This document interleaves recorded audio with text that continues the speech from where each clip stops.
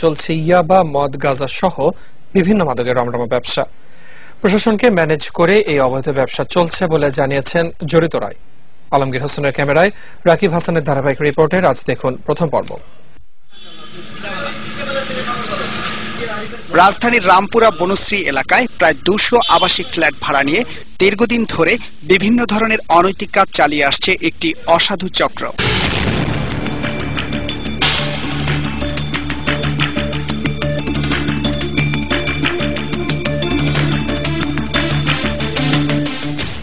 সরেজমিনে ২১-এর ক্যামেরায় এভাবেই ধরা পড়ে ইয়াবা ও নারী ব্যবসার দালালরা। কি নাম বলেন, এটা কি? ইয়াবা, এটা তো আমার নিজেই আনা, বুঝছেন, আমি দায়িত্ব পালন করি। নুর ইসলাম হচ্ছে আপনার বস? হ্যাঁ। খারাপ ভাইয়া। হ্যাঁ, আমি বুঝতে পারছি, এই জন্য আমি চলে যাবো। রামপুরা থানা ছাত্রলীগের সেক্রেটারি পরিচয় দানকারী শামীমও এভাবে হাতে নাতে ধরা পড়ে। সে সময় ২১-এর প্রতিবেদককে দেখে নেওয়ার হুমকি দিলেও পরবর্তীতে বিভিন্ন স্থানে দেখা করে ম্যানেজের চেষ্টা চালায়। বনশ্রী এলাকায় মাদক ব্যবসার হোতা কথিত স্বাধীনের মা। সেখানে ২১-এর ক্যামেরার উপস্থিতি টের পেয়ে পালিয়ে যান এক নারী, তবে ধরা পড়ে যান আরো দুজন।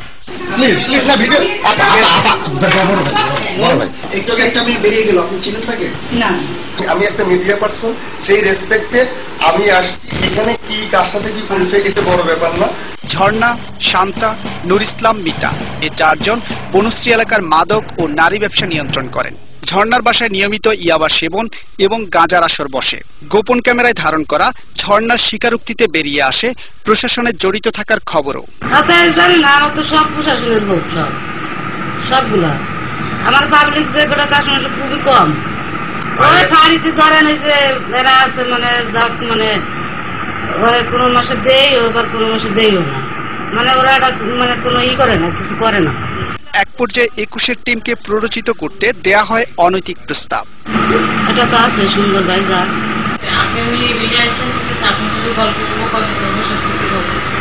পুলিশ ফাঁড়ির সার্জেন্ট রুমি, এএসআই পলাশ এবং সনদের বিরুদ্ধে অভিযোগের সত্যতা যাচাইয়ে ফাঁড়িতে গিয়ে পাওয়া যায় শুধু পলাশকে। তিনি অস্বীকার করেন সব অভিযোগ। আমি এ জগতে ওরকম ভাবে কোনো সময় ইয়ে করি নাই, মানে আমার ফেজে এরকম করে নাই আর কি। চিনতে পারে আমাকে,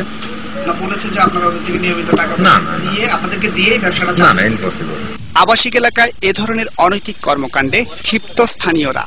অনাচার কয়দিন চলবে? চললে দেখা দেখি সমাজ কলুষিত হয়ে যায়। আমাদের নিজেদের কাছেও খুব ছোট মনে হয়। আমি মনে করি যে সবাই মিলে এটা উচ্ছেদ করা প্রয়োজন। রাকিব হাসান, ২১ টেলিভিশন, ঢাকা।